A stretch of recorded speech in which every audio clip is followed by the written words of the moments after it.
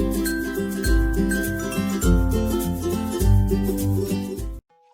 guys, welcome to Cyber Club. We are so glad you're here. So I think spring has finally sprung. The snow's all gone, the sun's been shining, the trees are budding leaves. I even saw some tulip leaves poking out the other day from the dirt.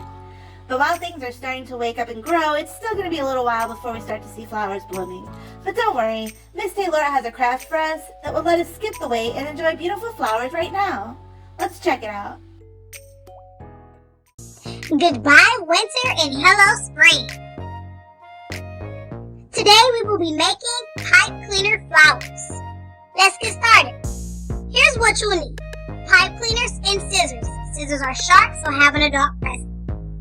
Now, to make our flower, we will take a green pipe cleaner, we will fold it in half and cut it.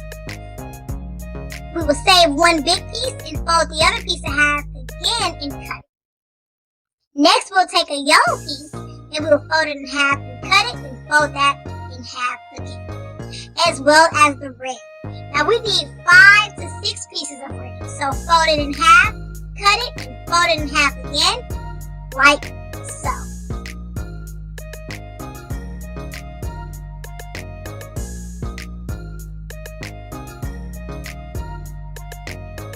Next, we're going to take our long green piece, which is our stem, and we're going to begin to fold and twist a yellow pipe cleaner around it first. Next, we're going to add red. We're going to add 5 to 6 pieces because we want our flower to be full. Remember that it is wire, so it can get pointy, so be careful. And remember that all you have to do is twist to secure your pipe cleaners. Next, you will fold your red down, just like this. Very easy, very simple.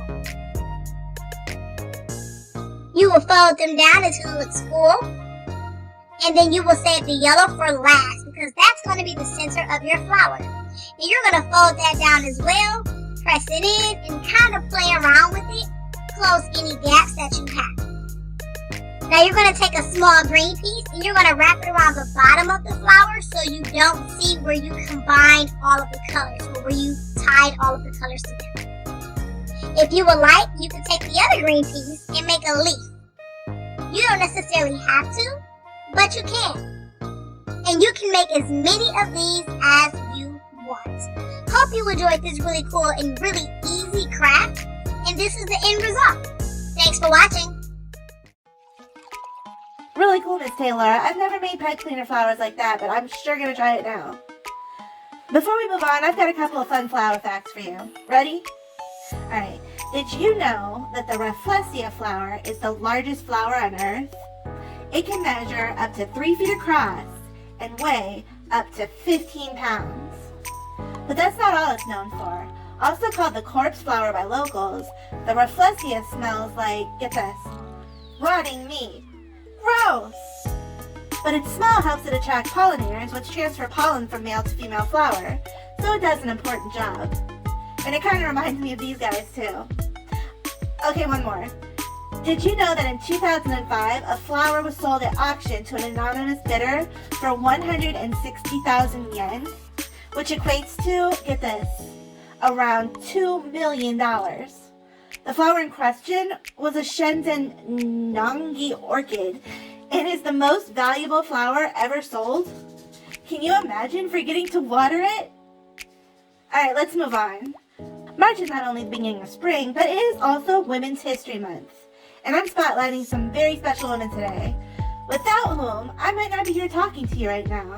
But I don't want to spoil it, so let's go check it out. Here at the Boys and Girls Club of Northeast Ohio Cyber Club, we couldn't let Women's History Month go by without recognizing the women who founded the Boys and Girls Club. That's right, the Boys and Girls Clubs was founded by women. See, in 1860 in Hartford, Connecticut, Elizabeth Hammersley and sisters Mary and Alice Goodwin noticed that there were groups of street boys in the neighborhood getting into and causing trouble.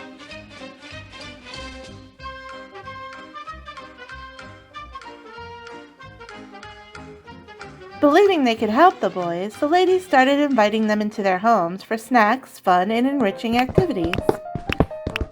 Apparently, they didn't need to worry about the girls causing trouble. I wonder why, eh, ladies?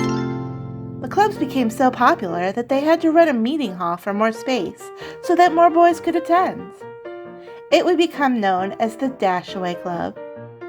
In 1880, another woman from Hartford named Mary Stuart Hall, who also happened to be the first female lawyer in the state of Connecticut, reorganized the Dashaway Club as the Goodwill Boys Club. Mary worked with the boys, giving them opportunity and guidance that they wouldn't have had otherwise, because she wanted them to become productive members of society. She would go on to work with the boys until her death in 1927. The club would go on to spread across the country, and in 1906 became a national organization known as the Federated Boys Club, and later the Boys Club of America. Although some clubs had girl members for a long time, it wasn't until 1990 that we were officially recognized, and the Boys and Girls Clubs of America were formed. Now we proudly serve 4.6 million young people through membership and community outreach at 4,738 clubs throughout the country. So thank you to Elizabeth, Mary, and Alice for giving us our start. Happy Women's History Month. Thank you so much for watching, and we'll see you next time.